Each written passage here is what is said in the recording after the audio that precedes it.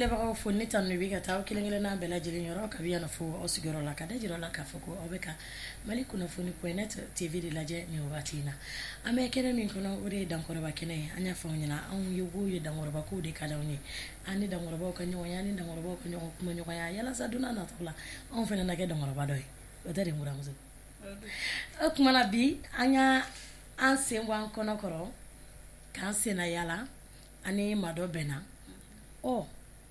ne ko an tɛna na se ka caman fɔ an b'a to a yɛrɛ bɛna ka na a caman b'a fɔ yalasa aw ni ne fama minnu tun kɛra an bɛ se k'an yɛrɛ retrouver cogo min na an ye min fana don a la ka kɔrɔ dɔ bɛ se ka fara a kan o cogoya la n buramuso o ye tiɲɛ ye kuma caman bɛ ne yɛrɛ kɔni bolo komi invité yɛrɛ b'an bolo yan nɔ an bɛ kuma d'a yɛrɛ ma a bɛ se k'i présenter an lajɛbagaw la cogo ayiwa ko ne filɛ ne dɛ ne yɛrɛ buramuso in bila man content don cogo min na Sandra i b'a fɔ k'a ye yɛlɛ woro de ɲimi kanubagaw a y'aw bisimila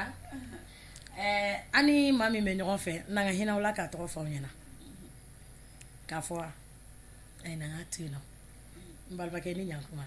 Nba somɔgɔw bɛ di kodi basi foyi t'i la basi foyi tɛ n na n bɛ yɔrɔ min na bi kɔni n b'a fɔ alhamdulilayi rabbil alamin ala kana basi kɛ an si la an y'a dabɔ a kama ka surprise kɛ an kanubagaw la a n'an filɛbagaw la parce que an tun famani ma kosɛbɛ a bɛ san tan ni kɔbɔ bi i kun kan tununnen don donc yani an y'a dɔn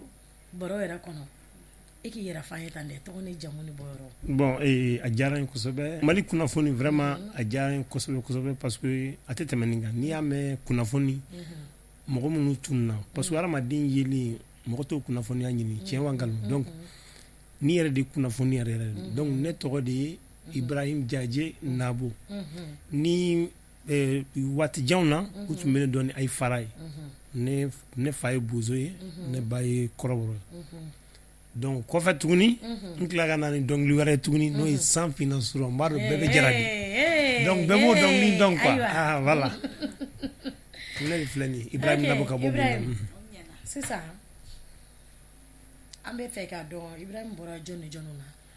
merci beaucoup donc ne bɔra minnu na ni n ko n b'a bɛɛ fɔ a bɛ sɔn ka parce que a bɛ sɔn ka an bɛ ka heure bɛɛ ta a bɛ sɔn ka bɛɛ ta juste dɔɔnin dɔrɔn fa ne bɔra Gunda min bɛɛ la ne fa ye Jaji Nabo ye ne ba ye Fatumata Bokar ye Sise donc ne bɔra olu de la parce que u ka ca donc n tɛ se ka n da don a bɛɛ la quoi a bɛɛ lajɛlen tɛ se ka fɔ o diyara n ye an bɛ segin an kɔ i dɔnna ni min ye bamananw t'a fɔ ko ni maa dɔnna ni turu min ye n'i y'a fɔ ni dɔrɔn k'i bɛ kɛ dɔnbaa la fili o t'o ye sisan dɔnkili fɔlɔfɔlɔ min bɔra ni mɔgɔw tun b'o fɔ a ma ne ma fili dɔnkili in ye kɔrɔbɔrɔkan ala Ayi Fara i b'o kɔrɔ dɔn wa n'o tɛ n'i ye 200 di ne ma sa ne b'a kɔrɔ f'i ye a fɔ ɲɛna n'an jiginna n b'a d'i ma ka bɔ plateau kan n b'a d'i ma n buramuso n ko fiyɛtɔ bɛ dɔn ka n'a ɲɛ sara de mais n'a tilala dɔn na wari de bɛ d'a ma ou bien an k'a ka ɲi komi Nabo yɛrɛ b'an bolo kɔrɔ yan nɔ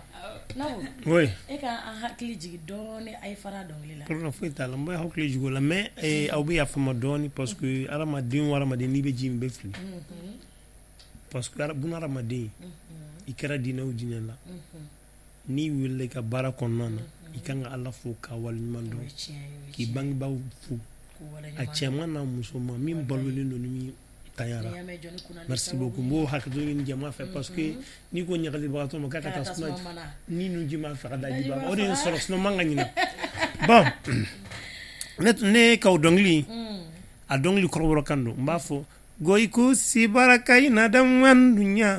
Ayi Fara ai nere jinjim bere nyamakuji Ayi Fara ai damwal bana tere yuchan Ayi Fara ai nere butiki azade ara Ayi Fara goyiku sibaraka ina damwan dunya Ayi Fara dagar goygo no boronjer fuya Ayi Fara moraida gagar ai gamai wala mobil Ayi Fara dagar goygo no boronjer fuya Ayi Fara moida gagar ai gamai wala vila Ayi Fara goygo si baraka ina damwan dunya Ayi Fara kuma y'a sɔrɔ ye sisan Nabou dɔnkili in kɔrɔ merci beaucoup a kɔrɔ ko kusi baara kɛ dama dunya parce que fana kun sera ba ko ne mun filɛ ni ne baara caman kɛ hali bi n b'a la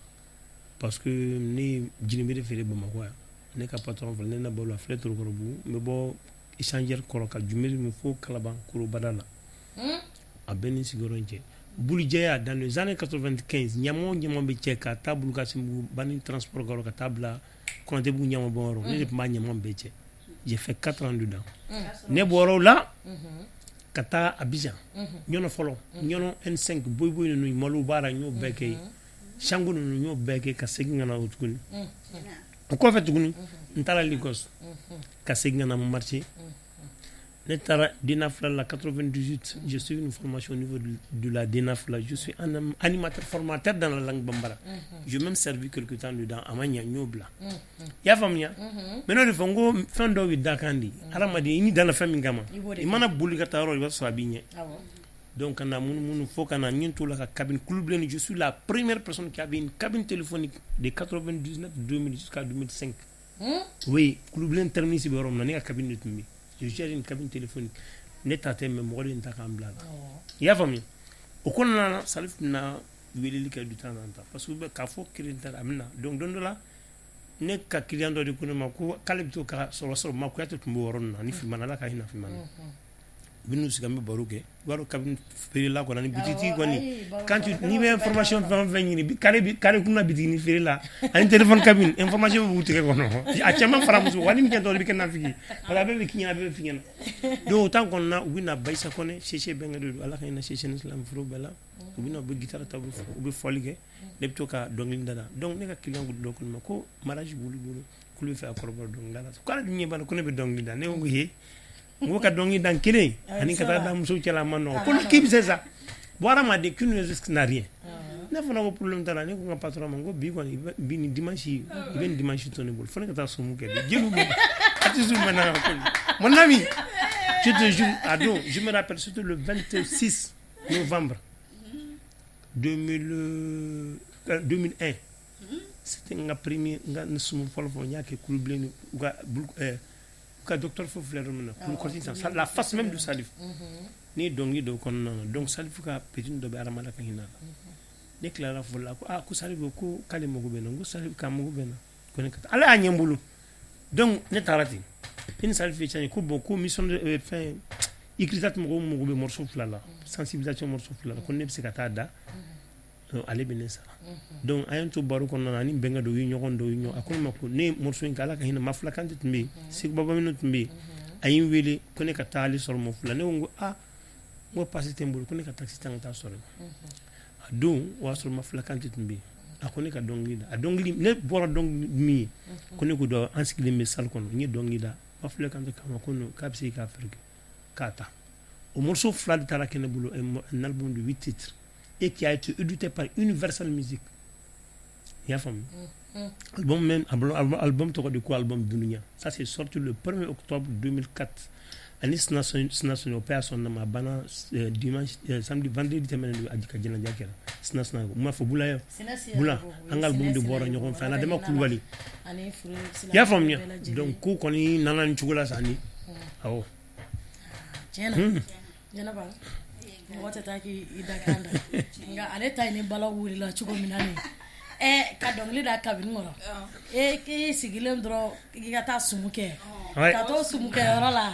ka taa masiroba fɛ yen ka bɔ yen nɔ ka taa wari minɛ ka taa wari minɛ wa don ne ko kabini tigi ma n ko n ka cɛ est ce que nin kabini ko in kalo 3000 ani chaque seconde 50 000 est ce que ça se conforme même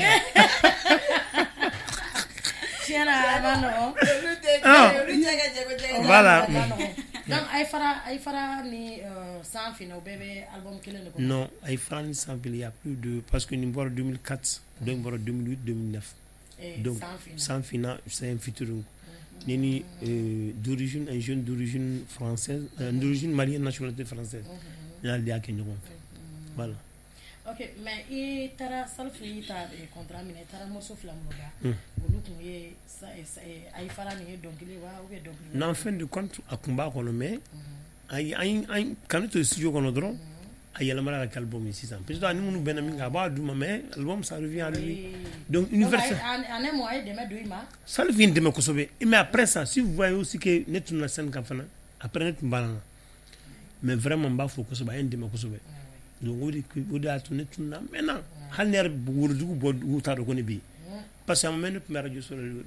dimanche passé on parlait ni le qu'est-ce qu'on est beaucoup donc on est artiste mi ne alam ne jonni ni en donc on y donc il a ni en donc il keran fenga bara ko may ben son mente mo shika daro do anga du ho cadre système mi nga daro do ne bo fo parce que ara madini be kuma na la ci surtout ni ika bedem ci mo wala ko so ni kan ci mo c'est vrai micro man no gonde donc a may kuma de ba tigi don aba tigi du so ne ma école reke Diana Gelani kuna Gelani Flagansia. Nema école mon numéro 3e année, j'étais passé pour la 3e année, la même année j'ai arrêté, j'ai perdu mon père. La même année j'ai école blanc. Mais Dieu merci, je peux m'en sortir. Voilà quoi. Tabarakala wagati école fana ne bi école. Voilà. Ka foute kelene. Ah. OK, c'est ça non. Sans fina suro. Debi de dona. Mbura muso ya kada tugunye ko ndenge kana tamfo. Tari okuntala de. Okuntala.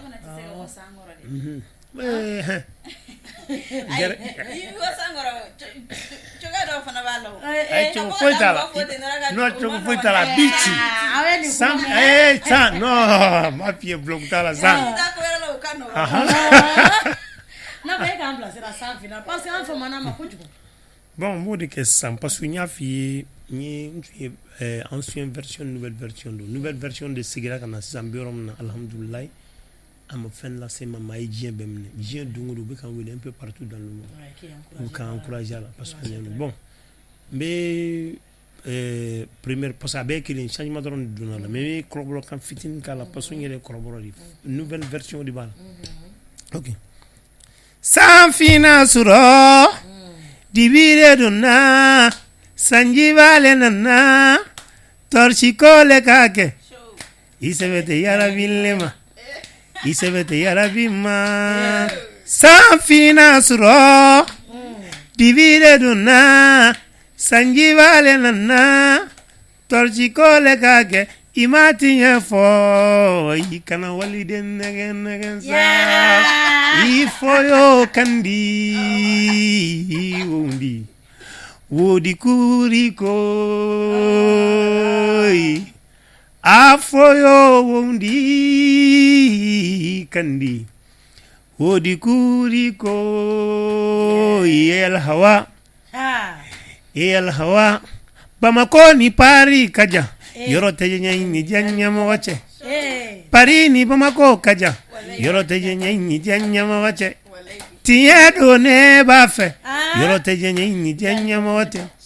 tiedo na kadiye yorote ni janyama wache yarabira iklote faka kumala yarabiradu iklote baka kumala yarabira iklote korola kumala yarabiradu iklote moka kumala sanfina sura divide donna sanjibale nana torchikole kage imati ya fo ikana waliden negen sa kana saki negen sa kamalimba kana saki negen sa nangara ba voilà c'est ça une nouvelle version de merci beaucoup ajara ko tu ko to beto ga negen non merci ujama negen ko sans fin non te seka bo bien koroye dalante bo hali sai sebete yara billema esasi kole kake isebete yara billema torsi kole kake hali sai sebete yara billema isebete yara bimma amano nabo oui c'est ça ala yekene yaudi baro be ka damine dondoni kosobe nabo album kura do bo wa we ma album non pour le moment je ngol de bene bolo album kura bo parce que il arrive bon yɛrɛ b'a bɛɛ kalama sa denmisɛnninw yɛrɛ ɲuman na ale yɛrɛ b'a bɛɛ kalama n'a ye fɛn dɔ kɛ ɲɔgɔn fɛ o parce que a fana ye voilà a fana ye vrai ba de a ye fɛn caman kɛ ok Nabo sisan nɔ n'an y'a ta k'a lajɛ e ka album joli de bɛ sugu la album kelen dɔrɔn de bɛ yen album kelen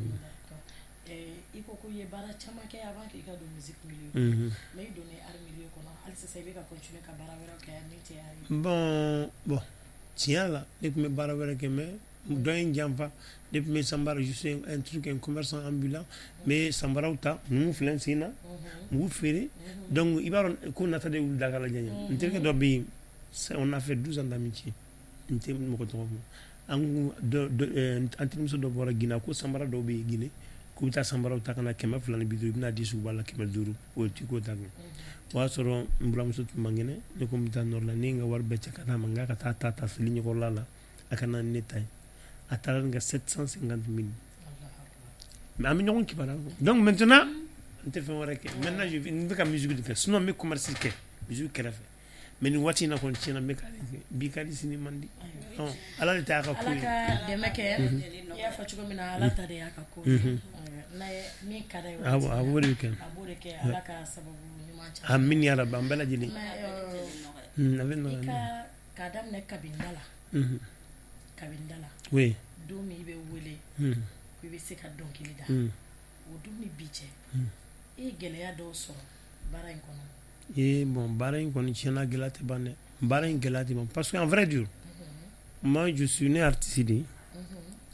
on dit non faire la force Mali kɔnɔ an bɛ ala deli de bɛn ka na an kana ɲɔgɔn fara fara mais je pense que buna hadamaden minnu fa kelen ba kelen minnu bɔra kɔnɔna n'u kɛ kursijala kelen na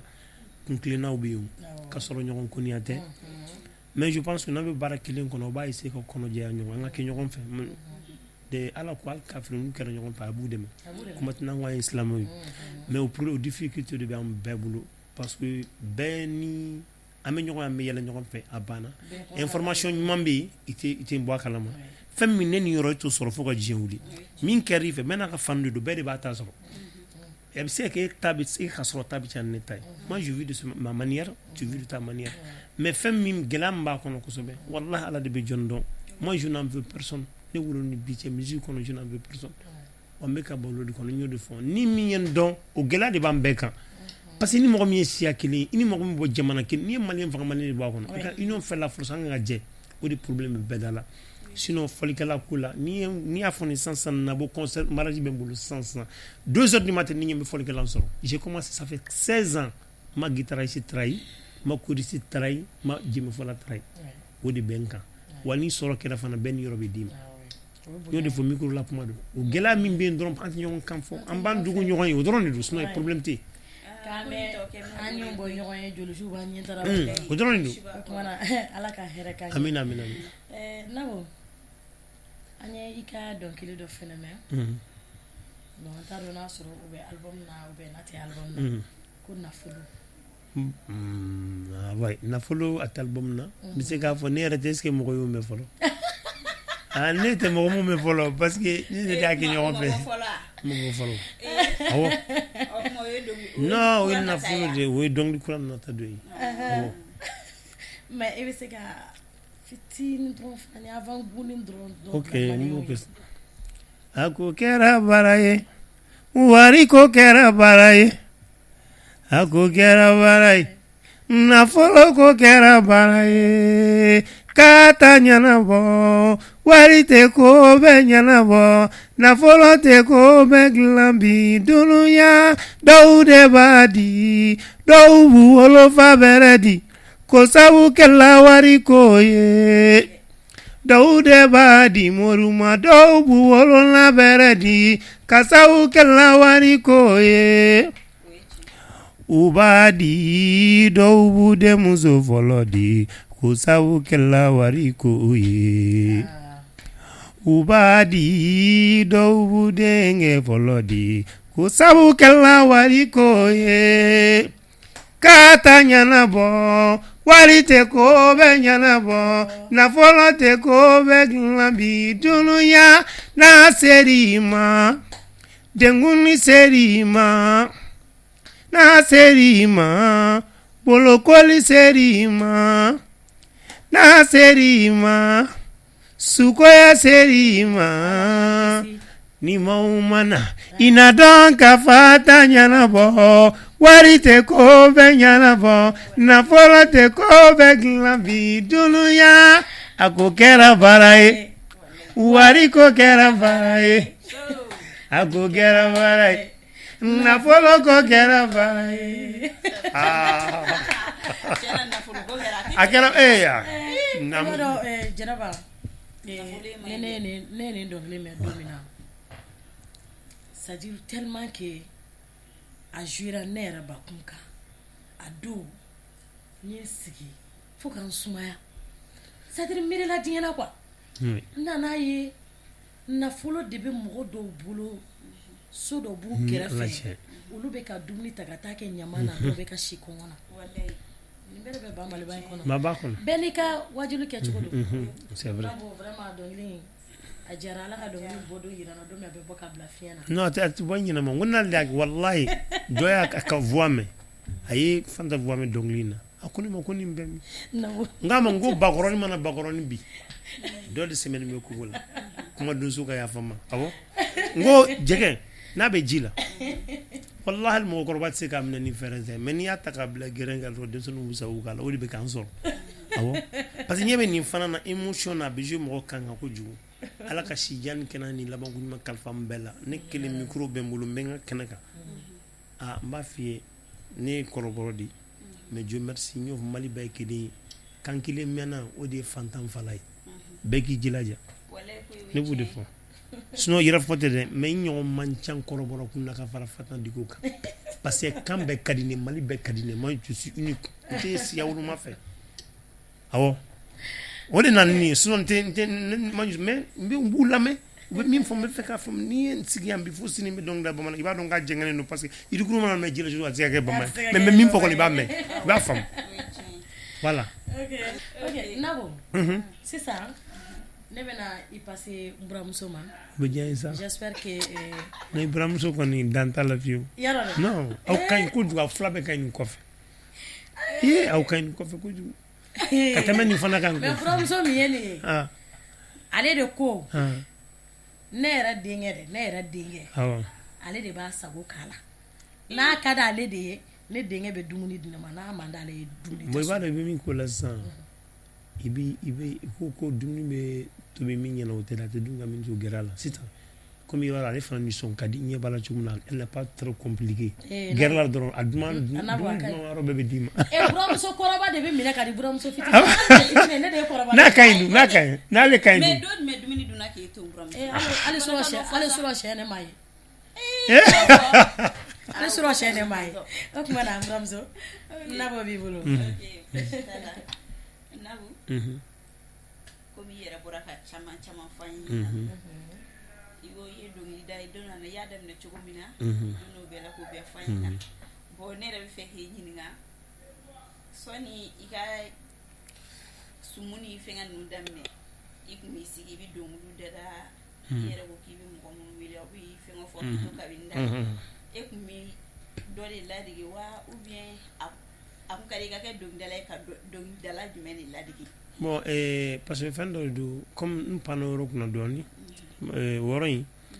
ne yɛrɛ wolo ba o ba Fatamudu Soriba Gunam Kare don Gunam fait partie de l'un des premiers cercles du Mali ni ma fili ni ma ɲini cercle filanan de don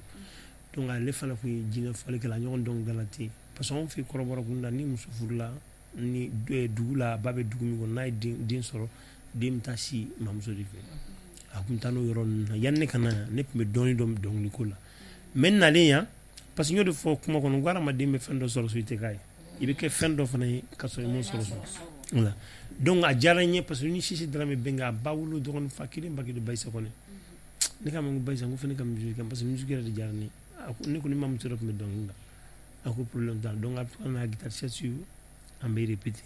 a diyara ne kun fɛ mais en vrai dire ni waati sera sababu bɛ wuli k'i jɔ o de kɛra sumu ye ni waati mana se dɔrɔn sababu bɛ wɔɔrɔ a bɛ na n'a bɛ diɲɛ fan fan bɛɛ donc ne fana y'a kɛ ten a diyara n bolo minnu ye ne kɛnɛ kan u bɛ to ka ne wele dimanche kelen filɛ la ko mariage bɛ n bolo ko cɛ mafia konnana a konnana donc gala do 10 ans de buni nuche hanni temoto ninte mana kari mina ngene joni sigile mo dogu bunya ko ne ko ngi bagari yeba e bagari jodi ab dongala bo ngoni windo na kunaji ko pasentara doga malaji kero la tem ak malaji kero la do de ni akoy fala ka mana morso kirenday ni morso kirenday collaborer kana parce que a fulendu bamana fana fi akla ka terme bamana kana e sumu men nga bo tigita la kana kentai de bo kero gira ok wala to ne wallahi parce que e fana ni fana bro musul ba fi dépendre de la musique la bi ni man wele ntitika kenaka hal ni be kare kon me fekata nyodi falam na jom ni alamad ni ma alam ne femme ki lay ni manga ini mi ba ka weche sinon ni chama ya kinyo ni chama baraka nyo fe mais ntitika sum gor ni wele kasi bulubo monte bulubo go nte bulubo de e de ba foko ayaso kan bulubo ntabo ni wen so keme ba ni afra nyo ma bena so bo parce que alamad ni mangira bunya o don voilà famille chama sorolula ibora tun ka fo ye gele do soro dum li den kono nana gele bi yoro no ko yabi o ye no ya avantage mu sor la ko ne se ko do ay est-ce que avantage be temene na kile nga nyoko sunal si halle fleur na che amano ko ne halle fleur nga so salamata mais c'est pas mal bien mais je suis très content heureux parce que nous n'avons pas fait ni avantage badi donc il est ambi et ne ma sini jigidoy mon frère est sini avec un jigidoy on sait jamais fanta kon c'est une soeur à moi donc oui femme bay déjà tu es connu sur tout l'étendue du territoire du Mali oui femme badi mais quand foni de faire la fin sur la musique parce que moi je dis les parents sont contre nous au colonana ni a que pas la maman mais ne père non parce que Lubana maintenant moi j'ai perdu mon père depuis 3e j'étais passé pour la 3e année Fabana Babana ne buru bamako en 2006 le calbum 2 ans dans les comme sur Babana ya va bien mais Dieu merci nsela ka muso furuka dun soro ngon be kan tant même berom na ben nga yarma hore ya kon voilà amin voilà o don antara je do ko ne na fa mission ngona ko karta ibta ci godi ni kam ngom ta vertila ki kana ni fo mo ko am ngodume ngom ba fa de parce que ma de ite famille kanira ko ite mi o to ko donc mi tanga vertila ni 3e point mi fo ko mo gaba ko droit ani kana ba mo ko era manno mais de mi kanga ta son nyina moi je vendais même des cafés évasion dala évasion kinin da ka aben ala ci nek me café firi do nek me doga bonninko 4 heures coffee nek me doga bonninko mais ala ga sijani kenan laban ko nyman kala biye don doy mu mbayda ko fa sunti jakate ma bika hein donc angala dir doron ala ma dinka nya doron quoi ala ma dinga nya doron kani nyay dabara la nyay kono hisu ngono do bana je te jure wallahi wala no kala do dondo biye o te che ay nawin nga doron bafo awdo da ka bodu ite futu ala amin ala amin amin aben no ay no ni na uskira nyoko bulu ka ba yoro ay do ke da bol volontaire ka soranga sika na foro ko ne depuis ne santan worombe ka ni dongli da na foro ko ni plateau ke chien fla ka boté la chien fla o do no bi de afla nay de santan woro carrière de solo abisika fam ci ka botti la santam et pourtant ne ko be kay be se aramadi na bi se baram na demala sinabe se ki fendo ki meni ko fo min kadi ko de ke adde mo fakate bingan gati shwenige nyango amana hasiya manaw adime dron ha me ko ay sonia erba don amano clip ko mano tele ko halo fulagan ni min kala du baw sara aw sara te mo ko sara de bala parce que nina fembe ba hono jiye be na ye donc amaso wora ma folo meno bana mi men kuni kanje mo wora fana fa yon awo mais tenu do ay na ni ngamba fo wa korobora kala maga jugni kun tse ka kuma naga nyaw okay namboro lamina bon ko yere corona na ko mi nyeme ka bon ko yere be nya kamisa i b'a dɔn ye min ye fɔlɔ la fɛn min ka bamakɔ yɔrɔ ɲɛ o ye réseaux sociaux de mais n buramuso n b'i kunkolo tigɛ dɔrɔn ka dɔ ta pose a la u bɛ ne vocal min ci ne cɛ ça c'est secret e b'o ta k'o ci mɔgɔ wɛrɛ ma ala ko bunahadamaden fɛn o fɛn hali ni mɔgɔ faga ye mɔgɔ faga décidé a ni ɲɔgɔn cɛ i man ka di diɲɛ ma hadamaden o hadamaden n'i bɛ mɔgɔ kelen malo i tɛ sa n'i ma malo i m'a k'i yɛrɛ kelen ye koyi i y'a k'i i bɔnna bɛɛ de la donc fɛn dɔ bɛ yen n bɛ fɛ k'a to ne ni cɛ ala kama o to yen ne ma fɛn min kɛ ko parce que man di ye ala kama kana danna ou bien parce que jugu dɔ b'i la je suis un artiste toutes les portes sont ouvertes ma porte est ouverte pour tout le monde u ye mɔgɔ dɔ a ye ne fréquenté bi ni sini ko karisa yɛrɛ ye nin ye k'a sɔrɔ ala ko pour i ka se ka fɛn seriya f'i ka i b'a fɔ kolon bɛ kolonkala kɔnɔ cogo ani seere saba o bɛ yen bi yan donc aw ka baara in aw b'aw ɲɛ ci k'aw kulo ci arijinɛ yan mɔgɔ si t'aw ka arijinɛ so kɔnɔ fo n'a y'a sɔrɔ ala ye min fɔ ko yiri kelen u bɛɛ bɛ sun kelen kɔnɔ jala n'a sera kɛnɛ ma a bintɔ la u bɛ taa kiri tigɛ n bɛ min f'i ye aw bɛ jɔyɔrɔ min na ça c'est très important c'est très important a y'aw ja diɲɛ na wa lahara fana b'aw ja parce que tɔgɔtigi y'o de ye tɔgɔtigi ni jalaki ni tɛ ban n bɛ ka se ka kuma de f'i ye u bɛ ka kulɔn kɛ artiste ni médias u bɛ ka kulɔn mɔgɔ bɛ ka kulɔn k'u la walahi u bɛ taa jɔ dɔn u bɛ taa yɛrɛ k'a fɔ u dalen bɛ min na dɛ n'a ma intervention kɛ ala tɛ alijinɛ porte ala t'a ye parce que min bɛ fɔ i kɔ ka sɔrɔ ala b'a dɔn i m'a ye i m'a min i m'a bɔ ɲuman fɔ na juguman fɔ n kɔ parce que n'i ye i kulɔlen don i filɛ mɔgɔ ma y'a ka di ye ni dɔgɔmuso fila ka burute filɛ lui il est beau donc maintenant i b'a ye dɔrɔn a banna i ko kɛlɛ i ta fɛnw man ganse o de kɛ don ka mali yɛrɛ tiɲɛ wa n tɛ jamana si la ni mali tɛ je te jure wallahi nin bɛ mali dɔrɔn de kɔnɔ so en fait j'ai fait la Côte d'Ivoire j'ai fait le Sénégal n tun bɛ Sikanbaw de j'ai fait la Côte d'Ivoire n tun bɛ Sukoji Rivera Marcory n ye min kɛ a bɛ 7 ans bɔ n ye bɛ cɛkɔrɔba de sigilen filɛ nin mais an tɛ kɔrɔ parce que j'ai pas de n tɛ stress tɛ n na ni n ye don min n tɛ kɔrɔ sinon ne kɔrɔlenba de don je suis très âgé ne filanw ne je te jure ne bɛ ka waati dɔw fɔ i yɛrɛ bɛ waati dɔw yɛrɛ fɔ n kɔrɔlen don dɛ o y'a sɔrɔ ne bɛ sin de min merci n kɔrɔlen don walahi ne dɔgɔmuso sabanan a denmuso bɛ nin bɔ a bɛ ni ala cɛ ne dɔgɔmuso sabanan a denmuso bɛ mais n bɛ min fɔ aw ɲɛna fana stress o to yen hami ninnu nin bɛɛ ye problème de ye hadamaden hali n'i ye nɛgɛ min ɲɛ don dɔ i bɛ taa mais stress in to yen ni mɔgɔ y'i juguya a yira la diɲɛ don o don hali n'i bɛ kasi n'i y'a natɔ n'i b'a dɔn nin man di n ye yɛlɛ an ka taa dɔrɔn c'est ça taa dɔrɔn parce que une fois que i yɛrɛ di diɲɛ ma ni diɲɛ ye min f'i ma i b'a kun n'i yɛrɛ di diɲɛ ma ni e bɛ ka bɔ tɛ i la i b'a fɔ kana nin ko man di ka sɔrɔ mɔgɔ si t'i ye k'i ko man di mɔgɔ min e fana bɛ ten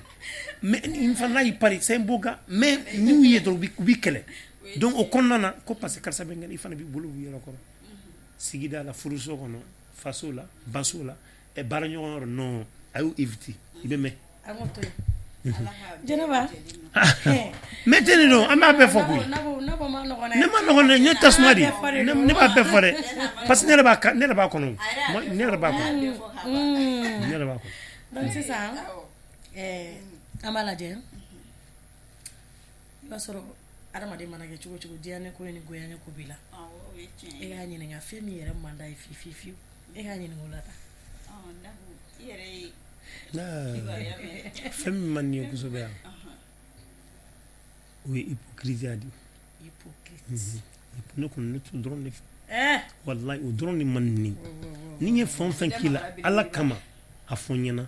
an ka ban bɛɛ k'a fɔ a bɛ ne n bɛ taa sɔrɔ dɔrɔn ma de la dɛ mais walahi n bɛ ka f'i ye kɔnɔ a bɛ n kɔnɔ ten de je n'en veux personne o kɔni man di ne ye parce que hypocrite bɛ sɔn diɲɛlatigɛ fɛn bɛɛ ma o de man ne moi personnellement o de man di ye ayiwa Nabo o diyara n ye ala ka an bɛɛ lajɛlen kisi hypocrite fɛ diɲɛ ma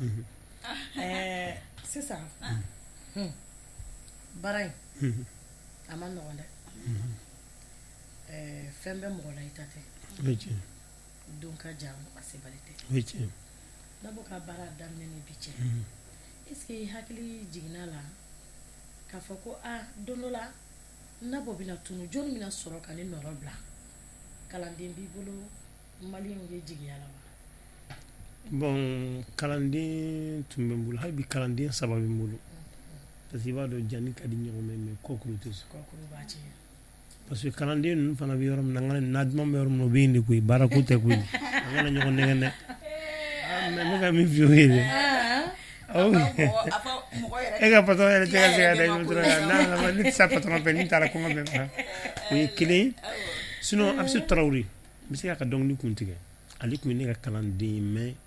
a min ji dɔgɔyara a bɛ se Tarawele n'i y'a ka dɔnkili kun tigɛ i kan ka don fa b'a fɔ ka dɔn yo n ka so ka mɛn pa seremu ka mɛn pa n'i bɛ ne fɛ ne b'i fɛ n'i bɛ ne fɛ seri n fana b'i fɛ ale a ye top kɛ semaine min na semaine min dara ka banna ale tun ye n ka kalanden yɛrɛ de mais halisa n y'a f'i ye cogo min na kalandenw tɛ yɔrɔ fɛ yɔrɔ min na duman tɛ a ma nɔgɔn sinon ne yɛrɛ b'a fɛ ka don i ka école la mais i bɛ k'a fɔ cogo min na ni wari cayara ne bɛ sɔrɔ ka na an b'a to la ne bɛ n ta to ni non n dɔgɔmuso na je te jure na n'a dɛ n bɛ min f'i ye n'a dɛ parce que i kɔrɔkɛ ko balimamuso ko don ayi ko balimamuso ko don donc a kana dɛ hali n'a ma na ne yɛrɛ bɛ taa n bɛ taa dege parce que a fɔra ni bɔ bɛ kɛ cogo min na ni segin bɛ kɛ n bɛ taa k'ale to yen donc n bɛ fɛ a sigi o sigi ka sumu sigi a ka fɔ ala Ibrahim Jaje n'a fɔ nin ye n balimakɛ de ye ale de kun ka dɔnkili ye nin ɲɛngoya man ɲi i b'a dɔn fɛn bɛ hadamaden sɔn diɲɛ lahara kan e fila baara min na n'i ye min bolo don n'a ye fɛn o fɛn n'a ye wari sɔrɔ la n'a ye wari lase mɔgɔ ma a dɔ b'i ye sini kɔlɔn yiri a banna la connaissance kɔlɔn ani yiri i ye mun turu ani ye kɔlɔn min se fo ka diɲɛ wuli hali den tɛ se k'o jɔyɔrɔ ɲɛ parce que connaissance i b'a don dɔ la dɔ fana b'a dɔn ça se transmet d'une jeunesse à une autre génération mais b'u bolo don kɔnɔ te sɔn k'a fɔ mon chef caméra toi la caméra que tu maîtrises là a kɛ ala kama n'i sera ka mɔgɔ dege hali n'a min sara je te jure fɛn lahara jɔ de i b'a ye k'a fɔ se b'i ye hali n'i ma se dimanche n t'o fɔ parce que an ka seli an ka so seli de bɛ na ye fɔlɔ mais je te jure mɔgɔ ye mɔgɔ caman dege baara min na a bɛ dɔrɔmɛ di mɔgɔ ma jɔ de i t'a dɔ b'a la olu dɔrɔn tɛ bi ani kɔlɔn senni ani yiri a banna an n'o fara an ka dɔntaw kan Nabɔ kunungo dɔnkilida taabolo ayiwa a yɛrɛ yɛlɛla ka sɔrɔ ne ma ka kuma fɔ kunun an ka maakɔrɔw ka dɔnkilidaw taabolo ani bi dɔnkilida taabolo e ɲɛ bɛ danfara dɔ la u ni ɲɔgɔn cɛ danfara belebele wa o danfara ala dɔrɔn ne kan kisi a bɛ ka taa cogo min na kɔni sinon n'a ye ne diya ne bɛ se ka dɔnkili kɛra dɔ dilan yen sisan je te jure d'ici 3 semaines i bɛ n kunkan mɛn minnu bɛ ne dɔ b'a fɔ ni cɛkɔrɔba lankolon ni ni jeune kura dɔ bɔra dɛ minnu tɛ dɔ b'a fɔ minnu bɛ ne b'a fɔ e ni cɛkɔrɔba lankolon ye sa ni ɲɔgɔnw de bɛ nin dɔnkili sugu mais an kana taw fɛ parce que le bien fait n'est jamais perdu dɔnkili ɲuman da sinon ne mun filɛ karamɔgɔba dɔ de la ka nɛni ne ka nin dɔnkili kama n t'a tɔgɔ fɔ f'u bɛ ne wele kan ka passé ko ne jahanamɛden kiri mais je pense que ne ka jarabi kɔnɔ je suis d'une n bɛ bɔ famille min kɔnɔ bonya ni karama de bɛ yen ne tɛ permettre ka dɔnkili dɔ fɔ mais ne bolo ma kuma foyi fɔ min tɛ fa kɔnɔ san fina kan dɔgɔya ɲɛnama ka su kelen bila kama awɔ n bɛ tila ka to ka fiyɛ mais sisan o bɛ ko bon kɔnɔ kan nɛni a ye tile 3 ka bɛ ka nɛni i ko ne ɲɔgɔn jahanamɛden ma wolo ko mɔgɔ min dɔnkili sugu da ko n taala sɔrɔ ɲɛ sisan dɔnkili dun bɛ ka dɔ ka jugu ni san fina ne yɛrɛ ma juguma ye san fina a banna pour te dire que mais o kɔnɔ n ye retiré mais n bɛ ka bɔ ni single kura min n y'a fɔ n ka vedette yɛrɛ n dɔgɔmuso ye a kan ka t'o kɛrɛ kɛ o fana o ye furu o bɛ furu de kan ni ala sɔnna ma o tɛ mɛn a y'a faamuya donc sisan dɔnkilida an tɛ dɔnkilida pour que ka mɔgɔw waju dɔnkili yɛrɛ juguman yɔrɔ an bɛ dɔnkilida ka mɔgɔw kɛ sitanɛ kan an bɛ dɔnkilida de pour que ka mara tiɲɛ parce que ni e den y'a fɔ i ma fɛn fɔ i den ye ni den y'a lamɛn a b'a fɔ karisa den y'a fɔ karisa ma fɔ i fa ne fana b'a fɔ hali ni fa ye ba ye mɔgɔ a bɛ dan ka bɔ a tɛ se ka fosi kɛ o de kɛ n'o ka dɔnkili tiɲɛ sinon hali sini hali an ka génération na hali dɔ bɛ wuli an k'u bɛ dɔnkili ɲɛnama da minnu bɛ fɛ k'a ɲɛɲini k'a ɲɛdɔn adamaden n'i bɛ baara fɛn o fɛn kɛ baara kɛ fɛn min e tunnen kɔ baara min bɛ to yen mais n'i ye dɔnkili lankolon da i tunnen kɔ o bɛ baara de koyi parce que e de bɛ se k'a ɲɛnamaya k'i to ɲɛnamaya kɔnɔ n'i sara ka ban dɔrɔn o kura de bɛ k'o kan n'o tɛ dɔnkili dɔ bɛ yen nɔ hali sini sɔgɔma wolomuso fɛn fɛn mana lamɛn hinɛ dɔ bɛ jigin dusukun na i sigilen bɛ kɔntan i yɛrɛ ma taara bɔra ka dɔnkili a ye n dɛmɛ denkundiya juru ye a ye n dɛmɛ maasi kunko tan tɛ a ye n dɛmɛ sira a ye n dɛmɛ a ye n dɛmɛ bolokoli ye juru ye a ye n dɛmɛ maasi kunko tan tɛ sisan nɔ conseil jumɛn b'i bolo ka di denmisɛnninw ma ayiwa n'u b'a lamɛn an kɔni bɛ kuma de sisan kɛ n'u b'a lamɛn kɛ parce que n'u b'a lamɛn mɔgɔkɔrɔbaw de b'a lamɛn mais n b'a ɲini ala fɛ émission in ala kana dan nin ma fiyewu a yarabi aw fɛn o fɛn équipe bɛɛ lajɛlen initiateur aw fɛn parce que mɔgɔ bɛ baara dɔ bolo ma dama i tɛ se k'a kɛ n'i ma kɛbaga ɲuman sɔrɔ dɔ tɛ kɛ donc kangari min bɛ ka da denmisɛnninw ye u ka dɔnkili ɲuman fɔ parce que a fɔra ye dɔnkilida la n'u ye kasi tigɛ u b'i lawuli dɛ i k'a lamɛn dɛ e lawulilen e bɛ ka juguman fɔ o bɛ kiiri tigɛ cogo di mais n'i lawulila ɲuman kan o ka di o dumuni duman de bɛ d'i ma ni glace ni fɛnw parce que i bɛ ka mɔgɔw wajugu mais e bɛ ka juguman de fɔ e bɛ ka juguman de fɔ est ce que e yɛrɛ min bɛ k'a la ma t'i yɛrɛ tɔɔrɔ wa ka sɔrɔ i bɛ bolo la o tɛ tiɲɛ mais n'i bɛ ka ɲuman fɔ donc yarabi ala k'an bɛɛ ci ɲuman na an minnu fana ko k'an bɛ ɲuman sira kan hali bi ala k'a to an ka dɔ fara a kan donc denmisɛnninw an minnu fana ka kɔrɔ n'u ye an ye dɔw faw ye an b'a fɔ u ka sabali u k'u kɔrɔw lajɛ mɔgɔ bɛ dɔn fɔlɔ de mɔgɔ ye dɔn san y'a kɛ wariko ni fɛn kama so dɔnkilidala cira de dɔnkilidala de fana ye k'i sigi ka kumaw fara fara ɲɔgɔn kan ka mɔgɔ n'i ye dɔnkili yɛrɛ da a bɛ mɔgɔ joli de nisɔndiya jɔn de b'o dɔn ala dun ko ale ka dan fɛn walahi mɔgɔ bila la a bɛ bila i la parce que e m'a dan a ka dan fɛn e m'a dan dɛ ne jogo b'a la kana f'i b'a kɛlɛ mɔgɔ si tɛ se ka ala place ta n t'a dɔn n'i y'a faamu on n'est rien pour juger une autre personne à la place de Dieu donc i b'a essayer k'a gɛrɛ ni jogo min b'i la ne banna i la ne bɛ se k'i bɔ a la cogo di min ka di ye i b'o de don a la ka taa de o n t'a dɔn n'i y'a faamu e ka di mɔgɔ ye jogo min b'i la a bɛ tugu i kɔ de mais ni ne sera k'e bɔ a la e bɛ mɔgɔ joli don c'est ka mɔgɔ si don parce qu'il bɔra la kan si il faut ça c'est ça qui nous manque Maliens c'est ça qui nous manque tous je m'excuse du terme parce que fango de don adamaden n'i y'a ye jogo kan i somɔgɔ don i jɛɲɔgɔn don i sigiɲɔgɔn don a gɛrɛ la i k'a nɛgɛ n'i y'a bɔ a la don tu as sauvé des centaines de personnes parce que a tɛ se ka mɔgɔ si bolo don bilen mais n'i y'a to a yɛrɛ ma a bɛ mɔgɔ joli don donc fo de b'an cɛ ok jamukan bɛ ɲini ka na se a kuncɛyɔrɔ ma jara kojugu Nabou projet dɔw b'i bolo ni ɲɛsigi baaraw ye wa projet comme 2020 kɔni o kɔni clôture sɔɔni 2021 projet bɛ n bolo n y'o de f'i ye hali bi ni ala sɔnna ma a tɛ k'i yɛrɛ kɔ a tɛ kɛ equipe si kɔ kunnafoni a tɛ k'u si kɔ ni ala sɔnna ma parce que vraiment yɔrɔ in c'est formidable n t'a fɔ a bɛ yɔrɔ ɲɛ mais yɔrɔ t'a bɔ awɔ n t'a bɛɛ bɛ yɔrɔ bɛɛ ɲɛ mais yɔrɔ de t'a bɔ kuma bɛɛ baara fɔ kunnafoni bulon puta ka ɲi kojugu parce que vraiment n'i y'a mɛn gɔngɔn dɔrɔn tɔrɔ fila de bɛ dugu la baara minnu bɛ ne bolo o ye musique tɛ kɔnɔna dɔrɔn de parce que n kɔni b'a kɔnɔ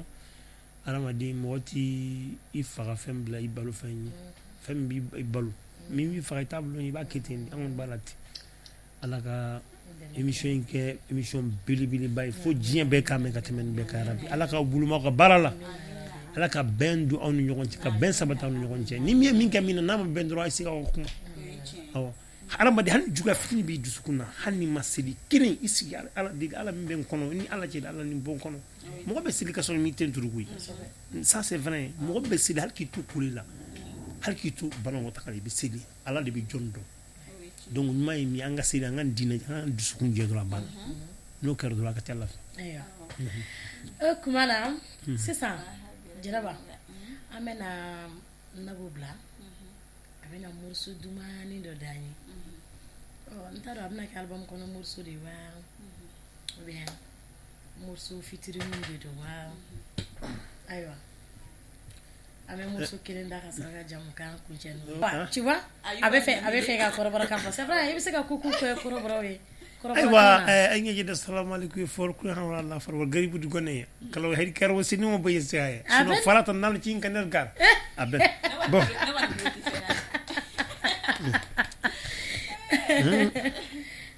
akme fena de fa kɔrɔbɔrɔw ya sigi no de kan tuguni ka ɲɛfɔ ɲɛna quoi isanga ɲɔgɔn tɛ Jɛnɛba fana yo isanga ɲɔgɔn tɛ isanga ɲɔgɔn tɛ fana di ko yo isanga ɲɔgɔn tɛ isanga ɲɔgɔn tɛ Amadu Kise yo isanga ɲɔgɔn tɛ aw juguna malo ka taa aw juguna malo aw dɔn fɔ de filɛ nin ye sa aw dɔn isanga ɲɔgɔn tɛ Ayuba Ɲamele isanga ɲɔgɔn tɛ dɛ a sanga ɲɔgɔn tɛ Amadu Kise isanga ɲɔgɔn tɛ Isanga ɲɔgɔn tɛ jɛnɛba fana isanga ɲɔgɔn tɛ isanga ɲɔgɔn tɛ fana di ko ye isanga ɲɔgɔn tɛ aw juguna malo ka taa aw juguna malo aw dɔnfali filɛ nin ye sa aw dɔn Mali kunnafoli dɔnfali Mali kunnafoli dɔnfali filɛ wana we kati Mali kunnafoli dɔnfali ale mun ni artiste tununa a bɛ yala kun ye nin k'u bɔ dibi la n b'a fɔ Ala ni Ala n'a kira ye Ala kana foyi si kɛ Mali kunnafoni na Jɛnɛba Fanɛ Fanta Diko Amadu Gise ye fɔ warikuru yan wara lafiya voilà Isanga ɲɔgɔn tɛ Fana Diko isanga ɲɔgɔn tɛ Isanga ɲɔgɔn tɛ Jɛnɛba Fanɛ sanga ɲɔgɔn tɛ plateau ka Fana bana aw sanga ɲɔgɔn tɛ dɛ aw sanga ɲɔgɔn tɛ Amadu Gise isanga ɲɔgɔn tɛ ya ɲafɔ ne de nga dɔnkili jara isanga ɲɔgɔn tɛ Fana Diko isanga ɲɔgɔn tɛ I joguna malo buramuso joguna malo isanga ɲɔgɔn tɛ Abraham comme vous dites bara fo sa cloche de sɛbɛn sa mana nin bɛɛ lajɛlen kɛ kun ye aw de ko ye yalasa aw bɛ se ka nisɔndiya k'aw to aw sigiyɔrɔ la cogo min na ɲagali o bɛ se ka kɛ sabati fɛn ye bari ka da kan anw t'a fɛ anw ni stress yɛrɛ ka ɲɔgɔn ye kuma tɛ aw n'a ka ɲɔgɔn ye an k'an ta kɛ taa ne ye dɔrɔn stress 00000 hami tɔɔrɔ an k'olu to yen nɔ kanubagaw namu bɛ min fɛ aw ɲɛna fana aw b'o fara ka dɔn ta hadamaden ni sɔnni yɛrɛ dɔrɔn I b'i diya mɔgɔ ka sɔn yɛrɛ dɔrɔn wala ne yɛrɛ kɔni sɔmɛ n yɛrɛ ye dɛ n buramuso ne kɔni sɔmɛ n yɛrɛ ye ne b'a dɔn e sɔnnen do yɛrɛ ye o de b'a to ne tɛ n denkɛ ye fitiri tɛmɛnen kɔfɛ kuma de y'an sɔrɔ yen nɔ sisan nɔ Ibrahim Jaje Nabo ale de ye kun bɛ anw bolo bi dankɔrɔba kɛnɛ kɔnɔ n y'a fɔ n ko ni mɔgɔninfin ni bolodenkɔni ta min nɛgɛ ni sɔnna dɔ kɛ ma dɔrɔn i ye dankɔrɔba dɔ ye donc ni ma fɛn man ka jɔnya jɔn na don n'a nataw la anw ni anw bɛ jɛ ka ɲɔgɔn baro dankɔrɔba kɛnɛ wɛrɛ kan ni dankɔrɔba wɛrɛ ye aw k'an bɛn